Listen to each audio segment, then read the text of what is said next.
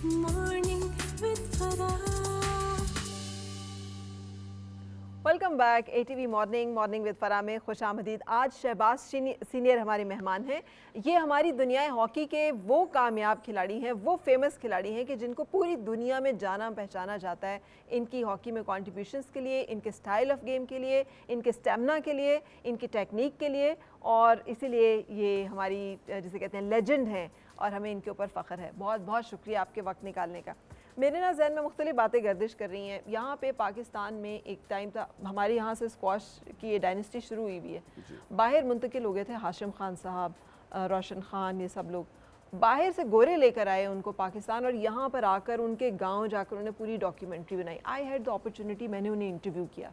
अच्छा, वो उन्होंने अपने उस डॉक्यूमेंट्री में भी लगाया हुआ है। मेरा बड़ा दिल चाहता है कि हमारे जो अजीम लोग हैं आप जैसे, इनको ऐसे एक्नॉलेज किया जाए। आपके ख्याल में इससे क्या फ़र्क पड़ता है? वैसे तो आपको ज़रूरत नहीं है, लेकिन क्या फ़र्क पड़ता है जब एक्नॉलेज करती है दुनिया की ये जहांगीर खान है, हम उन्हें किसी जगह नहीं देखते हैं, बहुत कम वो हमें नज़र आते हैं। नहीं, ये तो बहुत ज़रूरी है, ये तो असासा होता है ये मुल्क का। अब अभी आप देखें ना, माइकल जॉर्डन की जब आप डॉक्यूमेंट्री देखते हैं, उठना बैठना, उससे बच्चे इंस्पायर होने के साथ साथ एजुकेट होते हैं जी।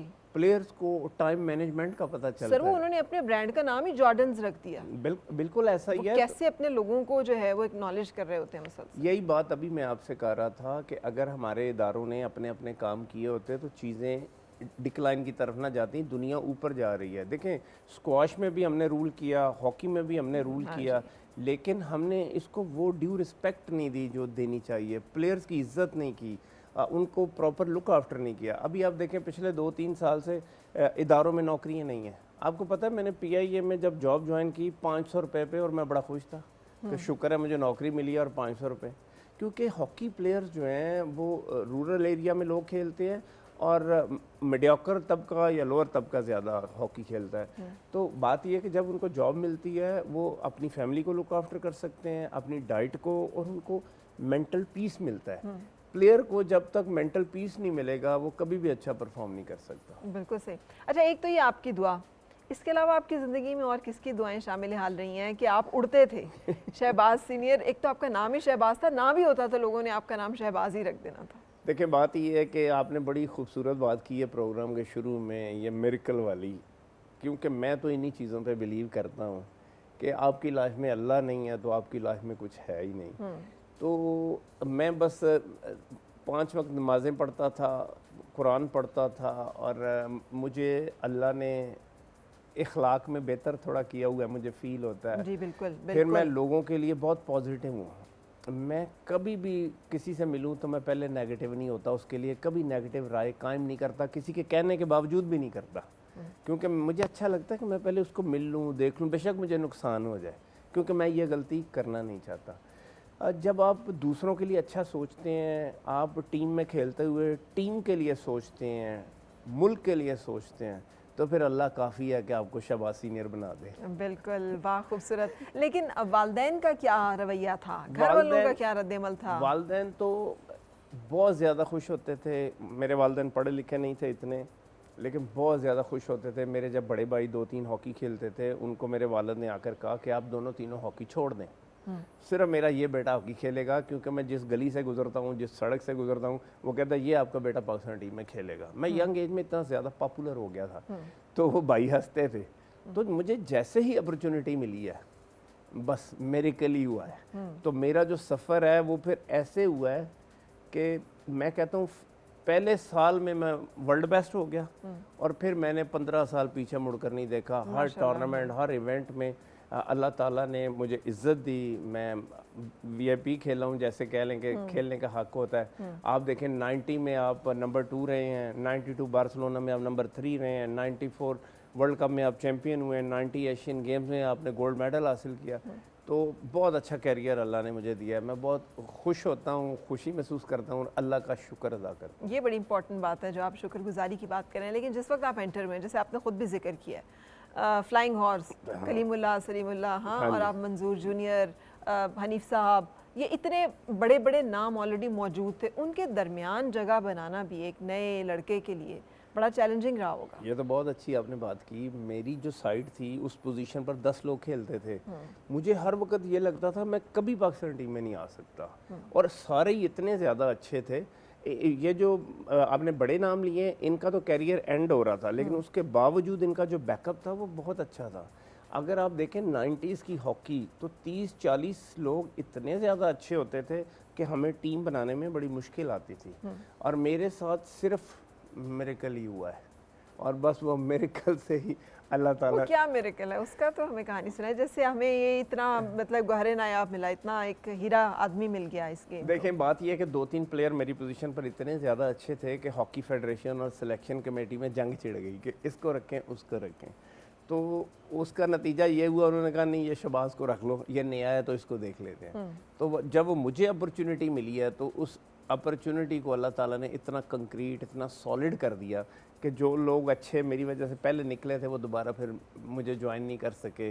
इतना बेहतर ट्रेनिंग कैंप्स में भी नहीं खेल सके जितना फिर मैंने अपने आप को इम्प्रूव किया। क्योंकि मैं आपको बताऊं, मैंने फ़िज़िकल फ़िटनेस पे बहुत ज़्यादा तवज्जो दी।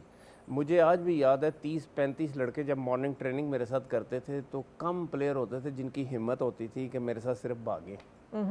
तो जब हमारी ट्रेनिंग होती थी, उस ट्रेनिंग में भी एडिशनल प्लेयर पाकिस्तान के अंदर भी मेरे ऊपर लगाते थे ताकि इसको और टफ टाइम मिले और कंपटीशन जो है वो कंपेटिटिव। और वो तो मुझे याद है कि इंटरनेशनल टूर्नामेंट्स में तो 2-3 मेन प्लेयर्स सिर्फ आपके ऊपर होते थे कि जिनका काम यही होता था कि आपको ब्लॉक करना है और आपको शेडो करना है। हॉकी कोचिंग में डबल डिफेंस इंट्रोड्यूस हुई, जो मेरे लिए की गई। क्योंकि जब एक प्लेयर को मैं पहले बीट करके ओपनिंग बनाता था और अपने प्लेयर्स को असिस्ट करता था, तो उन्होंने फिर एक दूसरा प्लेयर ऐसा रखा कि जो हर वक्त तैयार होता था कि मैं अगर पहले को बीट करूं तो वो मुझे टैकल करे। लेकिन मैं वही बताऊं कि मेरी जो हॉकी है उसमें जो मैं खूबसूरती समझता हूँ, एक मेरा विजन, और दूसरा मुझे पूरी ग्राउंड ऐसे नज़र आती थी कि मुझे अपोनेंट्स भी नज़र आ रहे हैं, अपने प्लेयर्स भी नज़र आ रहे हैं, और मैं बहुत कंफर्टेबल फील करता था। ये नहीं कि मेरे पास बॉल है तो मुझे पता ही नहीं है मैं किधर जा रहा हूँ। अभी आपने रन डाउन देखा है ना, मुझे पता है मैं ग्राउंड के किस हिस्से में मौजूद हूँ और मैंने 30 सेकंड भाग कर किस हिस्से में जाना है। ये सारी चीज़ें जो है ना इतनी गॉड गिफ्टेड थी कि ये कम प्लेयर्स में होती हैं। अच्छा, ये जो मेंटल क्लैरिटी है, ये अल्लाह ताला जब अल्लाह ताला की गिफ्ट्स हैं वो एक के बाद एक के बाद एक आता है। जिस मेहनत का आप तस्करा कर रहे हैं, आपने उससे पहले जिक्र किया कि रोटी के साथ सालन भी नहीं होता था, अचार के साथ रोटी होती थी। तो आजकल तो कहते हैं कि अगर ये भाग ही नहीं सकते आप, आपकी डाइट नहीं है ठीक, तो आप कैसे भाग लेते थे फिर, आप कैसे ये सब कुछ कर लेते? देखें, बात ये है, उस वक्त आपको पानी तो अच्छा मिलता था, दूध तो अच्छा मिलता था। हम 10-12 लोग थे, तो मुझे आज भी याद है 1 kg दूध लेते थे, तो मैं सारी उसकी मलाई चोरी करके खाता था। और मलाई में आपको पता है कितनी ताकत होती है, कितनी, उसने मुझे सेव किया। आपको मैं बताऊं, मेरी अम्मी कहती थी ये दूध अच्छा नहीं है, इसमें मलाई ही नहीं आती। तो आप वो सारी उतार लेते थे? सारी, बस मैं जब फ्रिज की तरफ जाना 1 चम्मच 2 चम्मच खा लेने, क्योंकि मुझे फील होता था कि उससे एनर्जी आ रही है मेरे अंदर। अच्छा। और फिर मैं आपको बताऊं, जुनून, एक पैशन ऐसा था कि आप हैरान हो जाएंगी कि मैं जब रोज़ा रखता था ना, मैं सहरी के बाद खेलता था, अफ्तारी से पहले खेलता था। मैं इतना टफ था। मुझे याद है कई मैचेस में कभी मैंने पानी का घूंट भी नहीं पिया।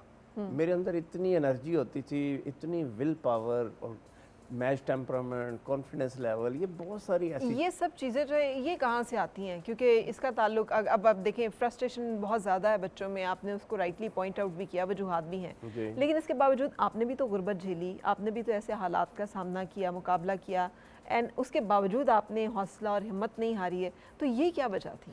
देखें, अगर तो करंट प्लेयर्स की बात करें, उसमें मैं आपसे ये शेयर करूँगा कि ये जो हमारे बुज़ुर्गों ने कहा ना, कंपनी, ये जो सोहबत, ये बड़ी इम्पॉर्टेंट चीज़ है।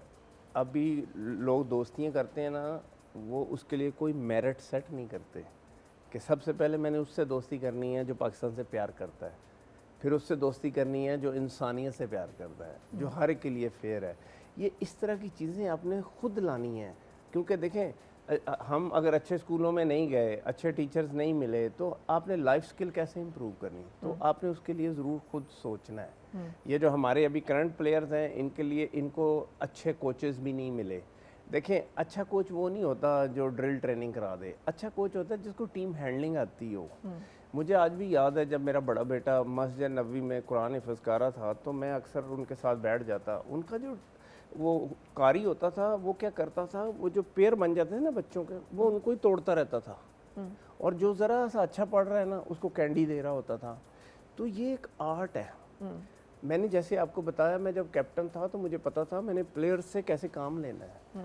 हमारे कोचेस में, फेडरेशन में अब वो एबिलिटीज़ कम है। हमारे स्कूलों में इन चीज़ों का फुकदान है।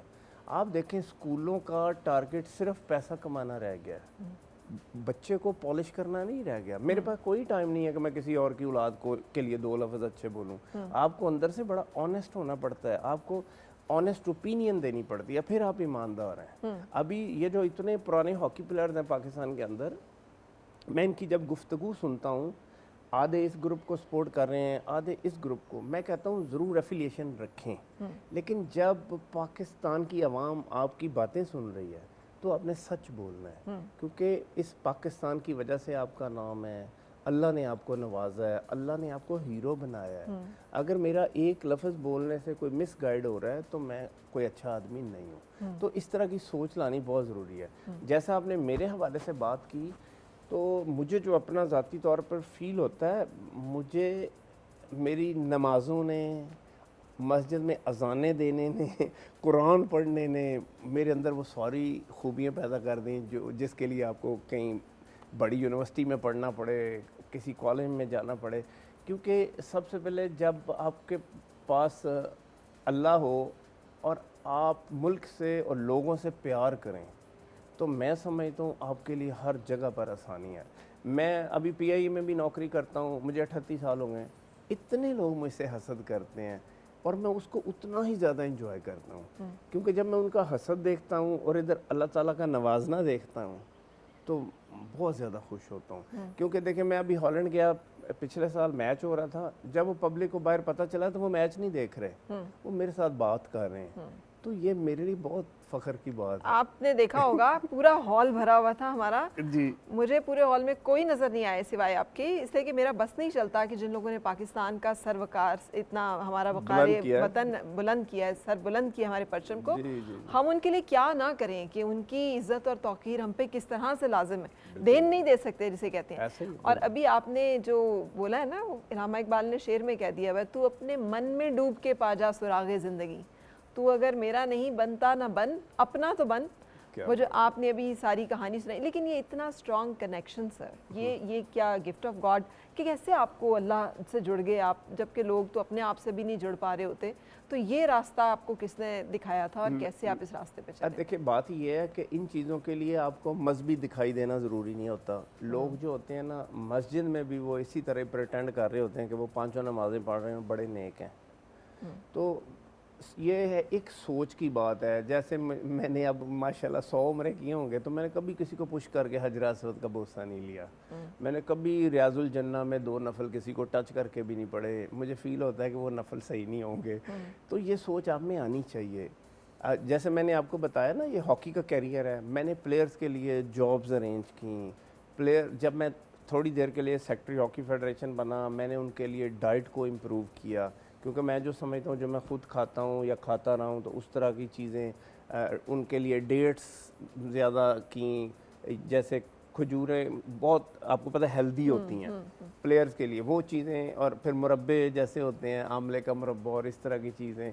तो जो हमारा एथलीट है उसको एक स्पेशल केयर चाहिए। आप देखें, अमेरिका में यूनिवर्सिटी में एक जिम प्रोफेशनल्स का होता है, एक स्टूडेंट्स का होता है। जो उसी यूनिवर्सिटी के स्टूडेंट हैं वो प्रोफेशनल्स का जिम भी नहीं देख सकते कि वो इतना टॉप क्वालिटी होता है। तो ये इस तरह के काम करने की ज़रूरत है। हुकूमत को चाहिए कि ऐसे पैसे ना लगाए, इन्वेस्ट करें जिनसे वो खुद माइलेज गेन करें। वो ऐसा पौधा लगाएं जिसकी छाँव 5 साल 10 साल बाद दूसरे लोगों को मिले। बस ये मेरी बिल्कुल बिल्कुल। ब्रेक के लिए रुकेंगे और उसके बाद फिर आपसे मुलाकात। और मिलके गुनगुनाए हैं गुमशुदा जो खुशियाँ।